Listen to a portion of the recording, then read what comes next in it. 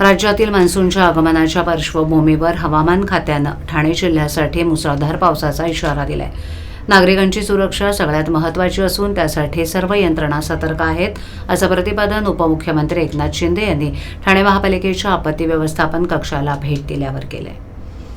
शून्य जीवितहानी हे आपलं लक्ष्य आहे, त्यामुळे कोणतीही परिस्थिती उद्भवली, तक्रार आली तर कमीत कमी वेळेत प्रतिसाद देऊन यंत्रणांनी मदतीसाठी तत्पर असावं, असे निर्देशही उपमुख्यमंत्री शिंदे यांनी दिले. गेल्या काही वर्षाच्या अनुभवावरून ठाणे महापालिकेनं पावसाळ्यातील स्थितीचा चांगल्या पद्धतीनं सामना केलाय, असंही ते म्हणाले.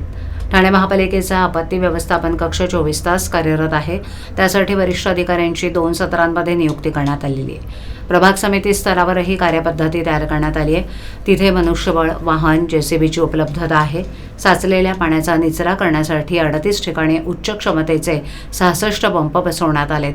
आतापर्यंत एकूण 135 मिलीमीटर पाऊस झालाय, पण पाणी साठ्याच्या तक्रारी आलेल्या नाहीत. जिथे थोडंफार होतं तेही पंपाच्या मदतीनं काढण्यात आलंय, असंही उपमुख्यमंत्री शिंदे म्हणाले. ठाणे महापालिका क्षेत्रात 6 ठिकाणी पर्जन्यमापकं, 6 नाल्यांवर फ्लड सेन्सर कार्यरत आहेत. 43 संभाव्य ठिकाणी पाऊस पडत असताना कर्मचारी तैनात करण्यात आलेत. तसंच 29 जवानांचे TDRF पथकही तैनात असल्याचं उपमुख्यमंत्र्यांनी स्पष्ट केलं. C1 गटातील अतिधोकादायक 90 इमारतींपैकी 42 इमारती रिकाम्या आहेत. 6 इमारतीतून रहिवाशांना इतरत्र हलवण्यात आलंय.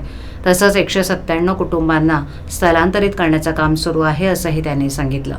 दरम्यान नागरिकांनी अफवांवर विश्वास ठेवू नये, शासनाकडून येणाऱ्या संदेशांवर लक्ष ठेवावं, तसंच असुरक्षित स्थळी आसरा घेऊ नये, असं आवाहन उपमुख्यमंत्र्यांनी केलंय. उपमुख्यमंत्री शिंदे यांनी ठाणे महापालिकेच्या आपत्ती व्यवस्थापन कक्षाच्या कामाची माहिती घेतली. त्याप्रसंगी खासदार नरेश म्हस्के, ठाण्याचे जिल्हाधिकारी अशोक शिंगारे, अतिरिक्त आयुक्त 1 संदीप माळवे, अतिरिक्त आयुक्त 2 प्रशांत रोडे, नगर अभियंता प्रशांत सोनागरा, उपायुक्त जीजी गोदेपुरे, मनीष जोशी, अनघा कदम इत्यादी उपस्थित होते.